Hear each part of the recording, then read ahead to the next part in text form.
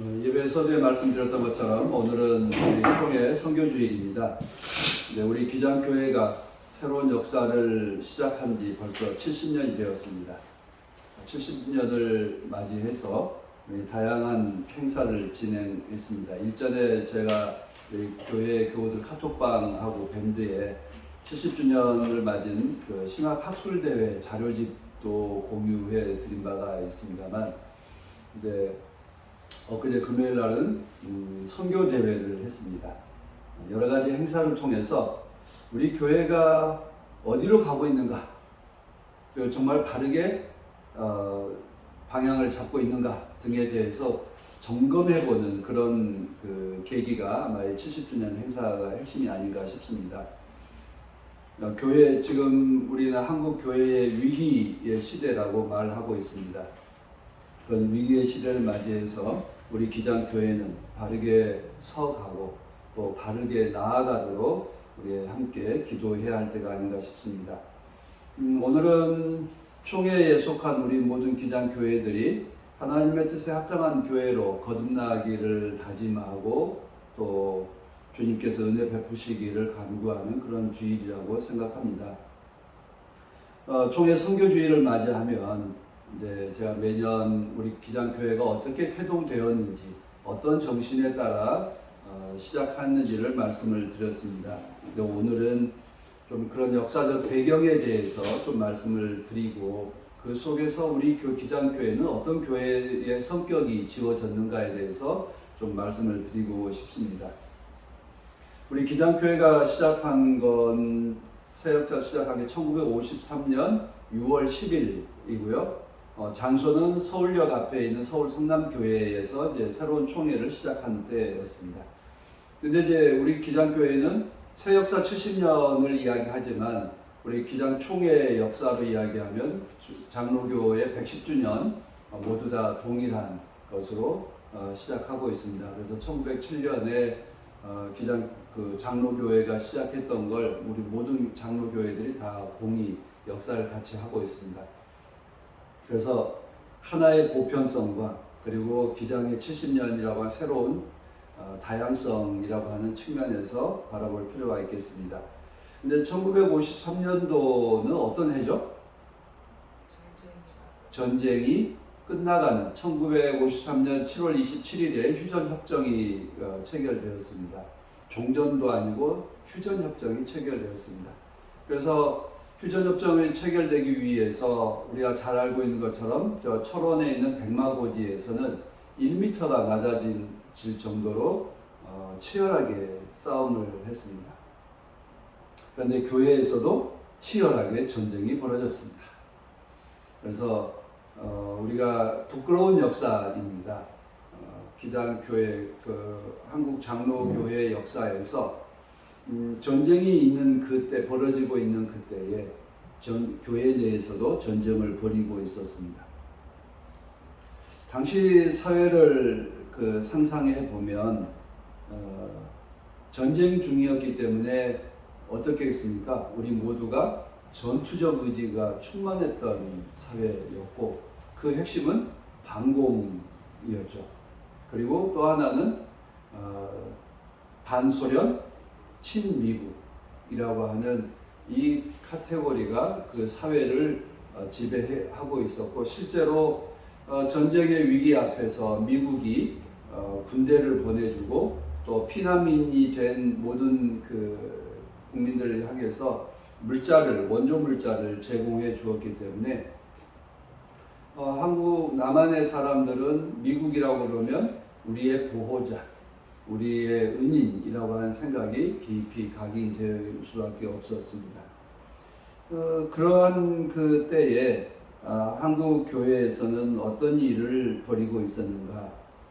서로 화합하고 또 연대해서 이 전쟁의 위기 속에서 고통을 겪고 있는 모든 우리 한 민족을 위해서 기도한 것보다 누가 더 그 교회의 주도권을 장악하려고 하는가? 그래서 이북에서 월남한 그 세력들, 교권 세력들이 남한에서도 그대로 자기들의 교권을 유지하고 싶어서 결국 서울에 근거지를 두고 있었던 조선신학교를 내몰려고 했었던 것이 어떻게 보면 기장교회가 쫓겨나게 된 핵심적인 배경이 되었습니다. 일제시대의 한국 교회의 중심은, 특히 장로교회의 중심은 평양이었습니다.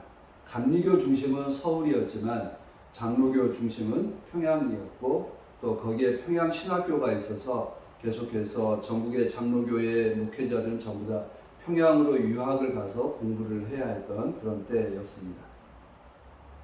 그런데 미소 간의 38선으로 해서 분할 점령을 했기 때문에 소련에서는 이북을 점령했고 이남은 미국이 점령했습니다. 1930년대, 40년대는 세계적으로 사회주의, 공산주의와 기독교 간의 치열한 이념 대립이 벌어지던 때였기 때문에 한국에서도 그대로 이념들이 수입돼서 이념 대립이 치열했던 때였습니다.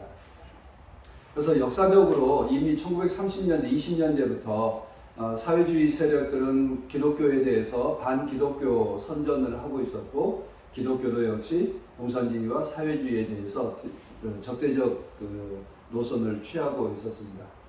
그런 역사적 배경 속에서 우리가 살고 있었다라고 하는 것을 기억해야 합니다. 그런데 이제 1938년도에 일본 제국주의가 한국 교회에 뭘 요구했죠? 신사참배를 요구했습니다. 근데 신사참배에 대해서도 한국 교회가 양분되었습니다. 서울을 중심으로 한 감리교회하고 가톨릭교회, 또 장로교회 내에서도 서울을 중심한 선교사들은 신사참배 문제를 가지고 일본하고 맞서 싸우고 싶어 하지 않았습니다. 그래서 그런 문제에 대해서 용인하자, 그냥 받아들이자라고 하는 거였고, 평양을 중심으로 한 이제 장로교 입장에서는 신사참배는 교리를 꺾는 일이고 하나님 우상을 섬기는 일이다라고 생각을 했습니다. 그래서 감리교회는 1938년도 총회에서 별 문제 없이 신사참배를 받아들였고, 가톨릭은 1935년도부터 이미 미테일 주교가 신사참배를 별 문제 없는 걸로 받아들여서 이렇게 넘어가고 있는 때였습니다. 근데 1938년도 27회 전국 장로교 총회에서는 이 문제 때문에 치열하게 이제 다툼이 벌어져 있었습니다. 그래서 그 결과로 평양신학교를 문 닫고, 또 미션 스쿨들이 문 닫는, 그리고 1941년, 42년도에 미국과 일본이 전쟁이 일어나니까 일본은 미국 선교사들을 추방했습니다. 그리고 미국도 미국 국무부에서도 미국 선교사들에 대해서 보호할 수 없으니 철수해라. 그래서 이제 다 철수하는. 그래서 1941년, 42년, 그러니까 38년도부터 42년도 사이에는 그렇게 일제와 미국 선교사들 사이에 대립이 각을 세우고 있었던 때였다라고 하는 이 역사적 배경을 이해해야 됩니다. 그런 때에 조선신학교가 1939년도에 서울에서 세워졌습니다. 그러니까 미국 선교사들 입장에서는 어떻게 했어요? 미국 장로교 선교사들 입장에서는 평양신학교 중심으로 가야 되는데 서울에 조선신학교가 만들어졌어요. 이걸 결코 곱게 볼 일이 없었어요.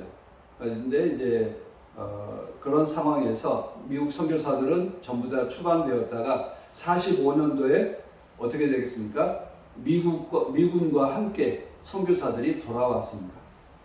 그러면 선교사들은 어떤 생각을 하겠어요? 과거에 자신들이 했던 선교 영역을 회복하는 것, 그리고 선교사의 어떤 우월한 지위를 회복하는 것을 염두에 두고 있습니다.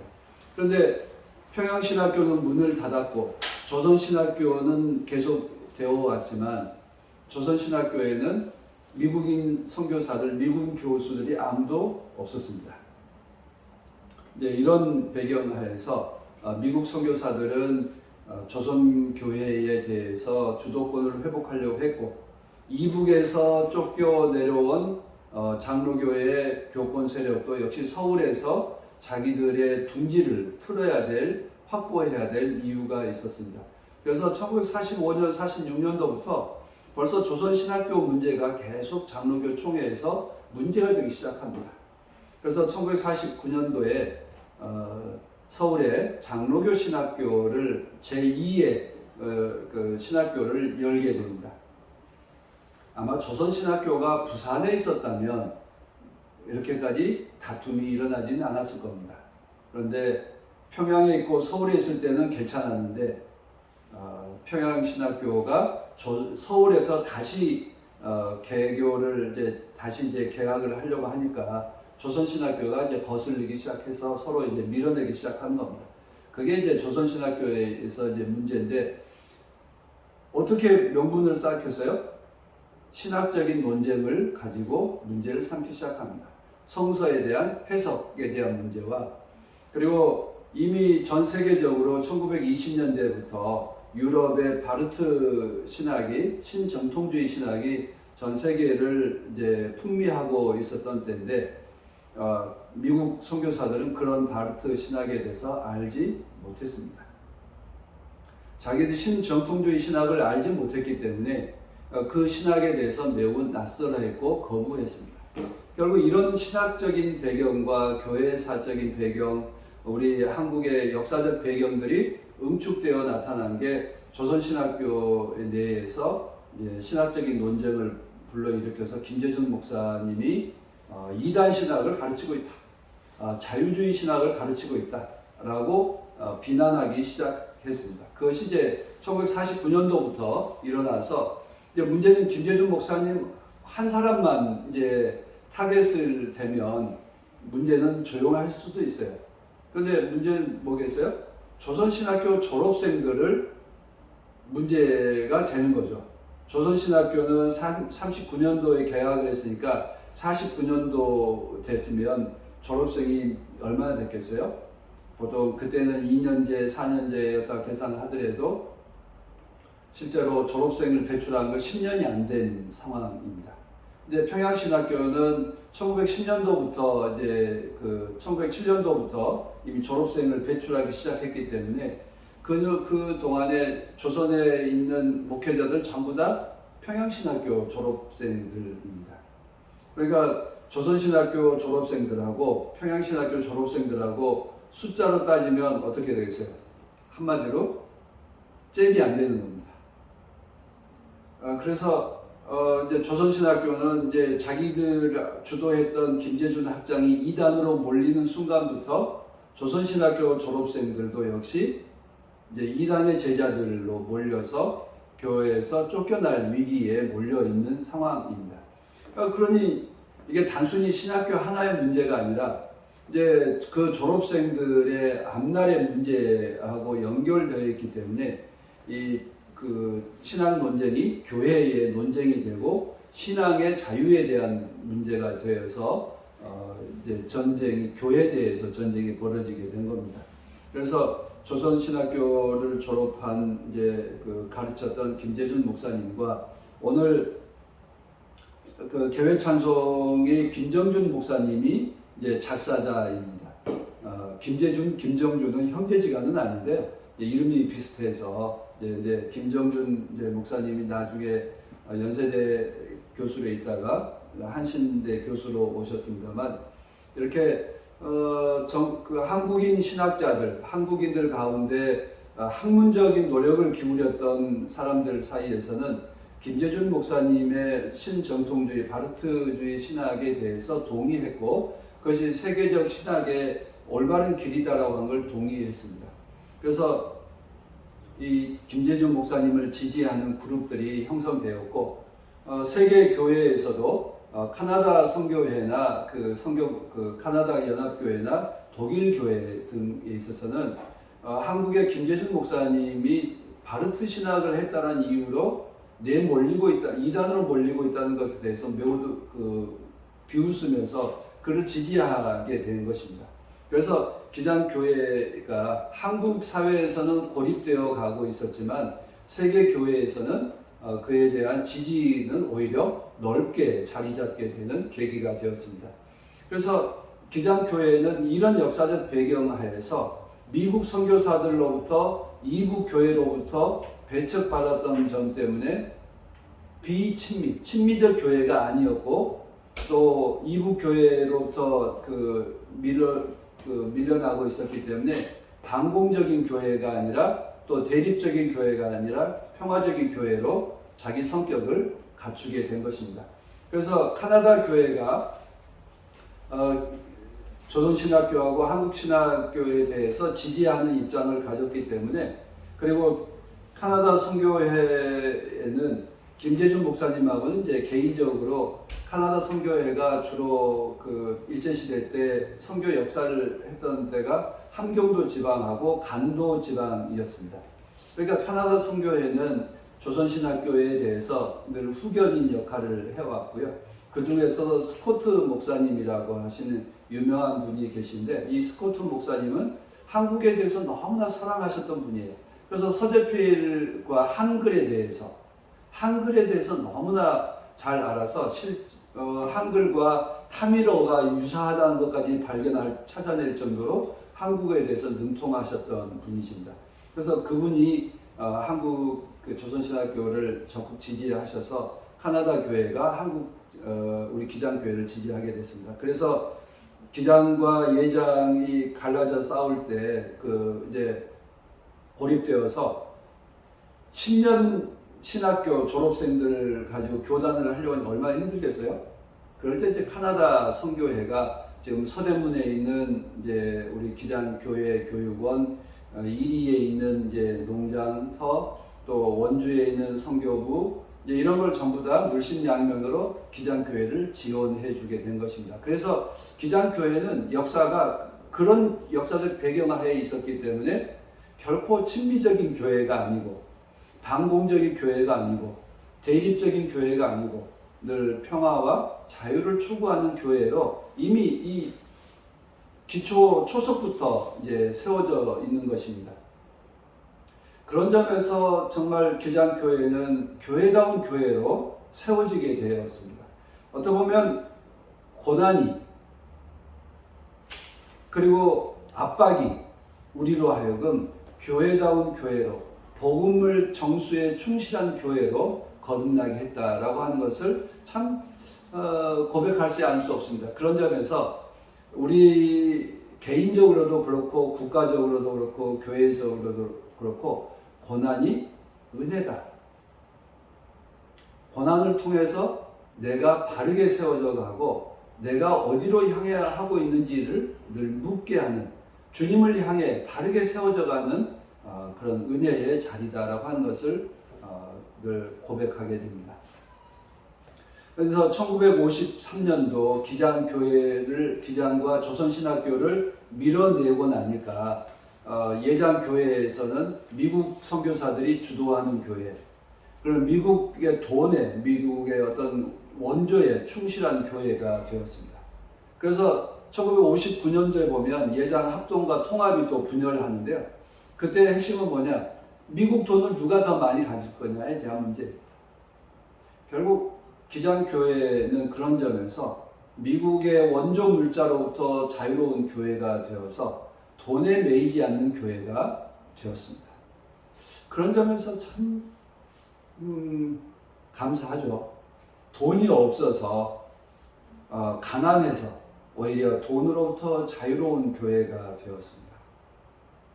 저는 그게 우리 어떻게 보면 1970년대, 80년대, 2000년대 이 긴 역사 동안 기장이 정부로부터 또 자본으로부터 자유로운 교회, 스스로 진리에 충실한 교회로 세워져 갈 수 있었던 배경이었다라고 생각합니다. 그래서 참 힘들고 어려울 때 미국 교회는 우리를 같은 교회지만 기장교회를 돌아보지 않았습니다. 그래서 우리는 미국에 신세진계가 없어요. 그러니까 미국으로부터 친미적인 굳이 그렇게 해야 될 이유가 없어요.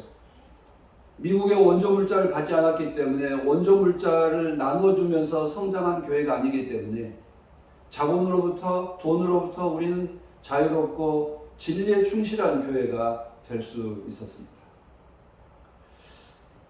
우리 기장교회는 많은 어려움을 겪었습니다. 그래서 정말 우리는 신정통주의 신학에 이야기했지만 우리는 그런 점에서 신학적인 교회가 되었습니다. 그래서 민중신학이 기장교회로부터 태동할 수 있었던 것도 아마 이 학문과 진리에 충실한 교회가 되고자 복음 정신에 투철한 교회가 되고자 했기 때문에 1970년대에 전태일 열사의 죽음의 앞에서 또 민청학년과 동백림 사건에 그 연루된 정치적인 탄압 사건을 보면서 정말 민중이 의해서 복음에 충실한 교회로 거듭날 수 있었다고 한 점입니다. 그래서 기장교회가 우리는 4개의 기치를 내걸고 있는데 하나는 복음의 자유정신, 두 번째는 신학의 자유정신, 그리고 그 네 번째가 세계 에큐메칼 교회로부터 연대하는 것, 셋째는 빠뜨리는 자립하는 교회에 대한 기치를 내걸고 있습니다. 그 정신을 정말 우리는 오늘도 잘 지키고 있는가? 70년을 맞이해서 과거 70년을 돌아보면 저는 참 잘 살았다라고 생각합니다. 앞으로 70년을 새 역사는 어떻게 해야 될까? 그건 역시 앞으로 새 역사는 오늘 이 자리에 있는 교우 여러분들이 만들어가야 될 역사라고 생각합니다. 그런 점에서 기장교회가 앞으로 나아가야 될 방향도 역시 복음의 자유정신에 투철한 교회, 학문의 자유정신에 투철한 교회, 그리고 돈으로부터 매이지 않는 자립자조의 정신에 투철한 교회, 그리고 모든 세계 교회들과 함께 연대하고 형제 자매로서 하나 되는 교회를 추구하는 에큐메칼 교회로서의 연대 정신에 투철한 교회가 되었으면 바랍니다. 우리는 세계 교회의 전통과 진보성을 담보하는 유일무이한 한국 교회라고 자부합니다. 기장교회는 그런 점에서 언제나 세계 WCC와 또 세계교회의 학문으로부터 혜택을 받은 것만큼 또 세계교회의 민중이라고 하는 단어, 민중신학이라고 하는 또 혜택을 함께 나누었습니다. 그것을 독일 교회가 그리고 남아프리카의 교회들이, 남미의 교회들이, 필리핀과 인도의 교회들이 기장의 민중신학으로부터 많은 어떤 영감을 얻어서 서로 연대하고 함께 해 나가고 있습니다. 저는 그런 점에서 오늘에 이르기까지 우리 그 기장의 신앙의 선배들의 성함들을 우리가 늘 기억해야 한다고 생각합니다. 김재준 목사님, 또 문익환 목사님, 박형규 목사님,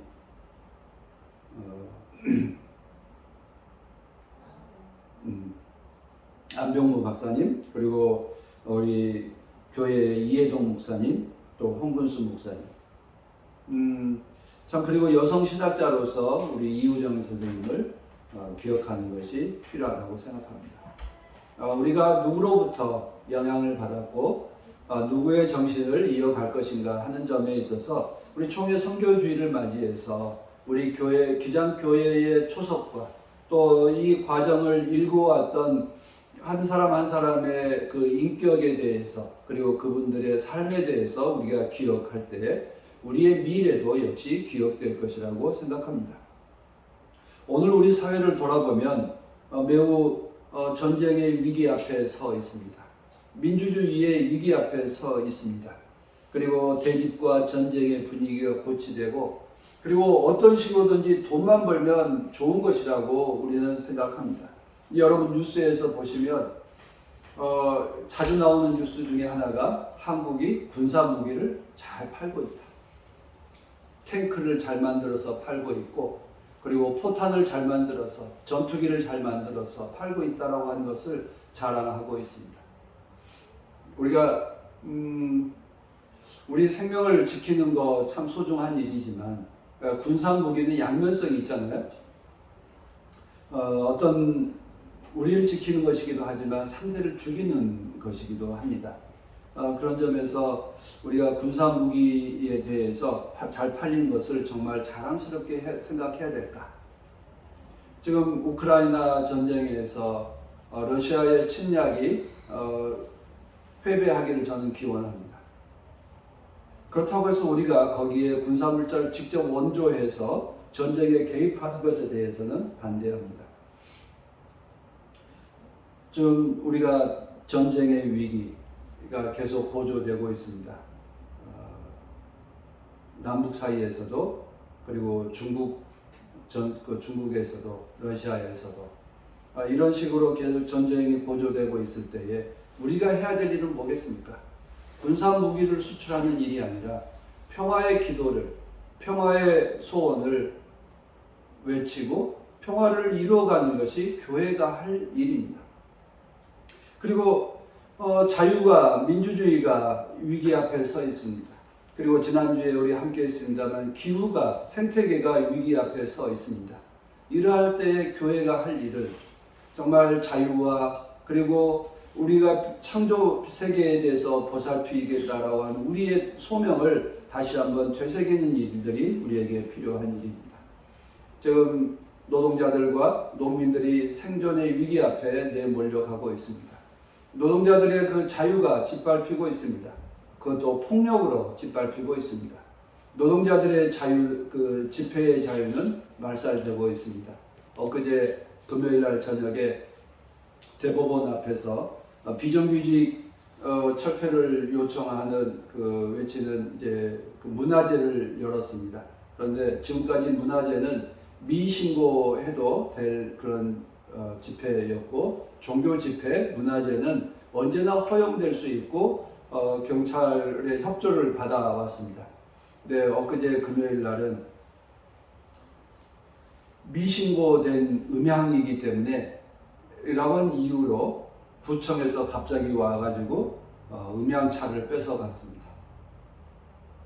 그리고 거기에 그 반대하는 그 일꾼들을 경찰이 연행해 갔습니다. 그리고 우리 잘 알고 있는 것처럼 그 양회동 열사의 죽음을 우리가 기억하고 있습니다. 우리가 산업재해로 약 1년에 2,300명이 죽어가고 있는데요. 일하러 가서 노동자들이 일하러 가는 이유는 가족들과 함께 잘 살기 위해서 일하러 가는 거 아니겠습니까? 그런데 한 해에 2,000여 명이 하루에 3명 이상이 자기의 집으로 돌아가지 못하고 있습니다. 그 중에서 53%가 건설 노동자들입니다. 건설 노동자들은 추락하고 끼이고 또 그리고 위에서 그 자재가 떨어져서 계속해서 죽어가고 있습니다.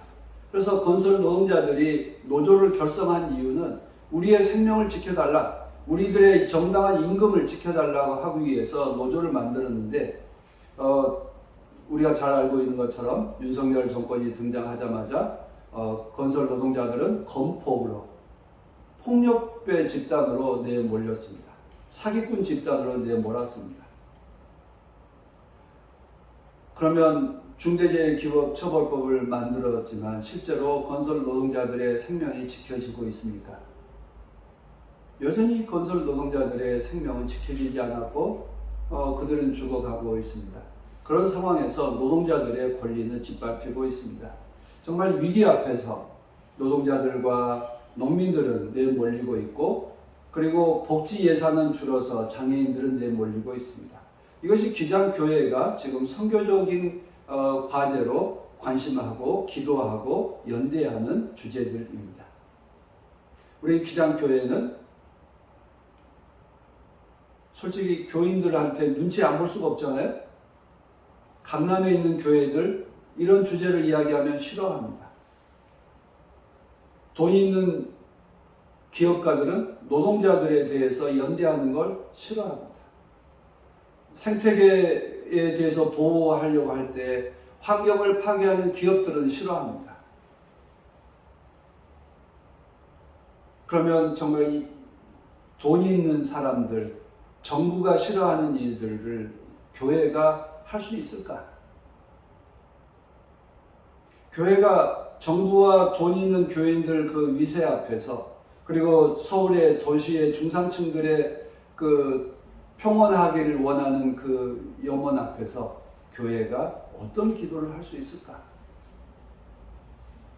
그래도 한국 사회 내에서 기장교회는 우리 사회가 해야 할 일들을, 한국 사회가 가야 할 길들에 대해서 말하는 교회가 되어 있습니다.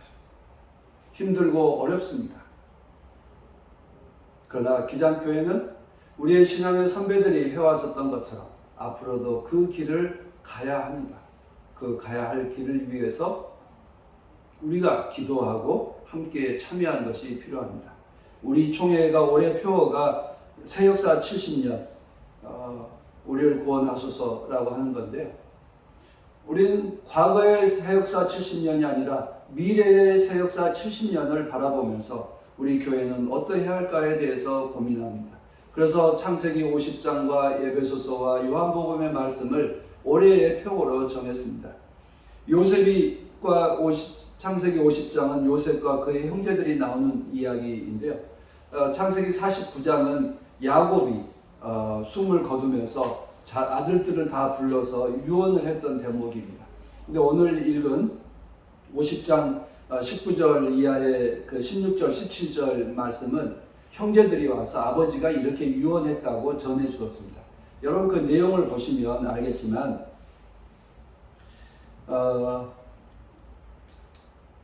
요셉에게 한 말이죠. 형들을 잘 보살펴 주라. 야곱이 정말 그 마음이 있었다면 요셉을 불러서 했겠지요. 그런데 요셉도 그렇고 야곱도 그렇고 오랜 세월 사는 동안에 과거의 일을 아마 그 야곱도 돌아가시면서 그 이야기를 안 하시는 것 같아요. 아마 이미 다 형제간에 평화로웠다라고 생각했기 때문일 거예요. 그런데 형들은 두려움이, 자기들이 한 일이 있기 때문에 여전히 공포가 있었어요. 그래서 혹시 자기들 해코지하지 않을까 두려워서 그 말씀을 하고 있습니다. 그런데 요셉이 한 말씀이 뭐죠? 두려워하지 마십시오. 내가 하나님이 아닙니다. 하나님께서 구원하셨습니다. 하나님께서 하셨습니다의 고백입니다. 저는 이것이 우리 기장교회의 고백입니다. 지난 70년 기장교회가 한 것이 아니라 하나님이 하셨습니다. 하나님이 우리 민족을 위해서 하셨습니다. 한국 교회를 위해서 기장교회를 준비하시고 인도해 주셨습니다. 그 믿음으로 70년을 살아갈 수 있기를 빕니다. 우리는 우리의 기장의 역사를 자랑하려고 하는 것이 아니라 하나님께서 지난 그 어려운 시간에 함께 하셨습니다. 라고 하는 그 고백이 이 총회 70주년에 맞는 우리들의 고백입니다. 그 믿음대로 앞으로 우리 기장교회가 충실하게 살아갈 때 하나님께서 우리를 인도하시고 하나님께서 놀라운 은혜를 베풀어 주실 줄 믿습니다. 고난의 역사 속에서 우리와 함께 하신 하나님께 감사드립니다.